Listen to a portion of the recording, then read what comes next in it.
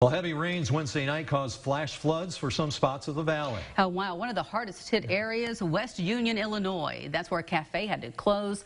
The owner is focused today, though, on repairs and receiving help from the community. Demetrius Sanders has tonight's top story. Demetrius. There may be one other time I've seen it flood like this south of town, but I've never seen it flood like this right here in town. Wednesday night's rains brought flash floods to West Union, Illinois. The most damage in the area from this water could be found surrounding the West Union Cafe. It completely flooded the back parking lot. It was at least up to my waist in the back parking lot.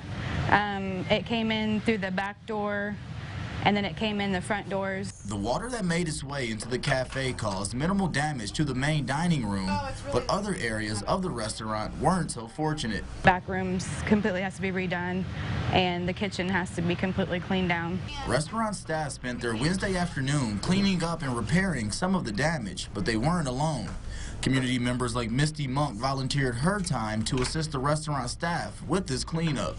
Monk says she's giving back to a family who would do the same for others. We've had house fires in town, we've had flooding in town and flooding outside of town, and deaths in people's families, and they're the first ones to step up, so in return everybody steps up for them. And Adams says the community has shown this kind of support even before the flood waters receded. I really didn't get emotional last night until I turned around and seen our whole town, plus other people from Palestine and Robinson, Marshall, all here bagging sand in the pouring down rain when they could be sitting at home. Like, people just don't get it. Staff and community members plan on working throughout the day to repair the cafe. Adams says they have been approved by the health inspector to reopen tomorrow if possible. With local news that matters, Demetrius Sanders, WTWO. Adams says this repair will come with some cost due to the area being a floodplain. They will be unable to receive insurance for the damages.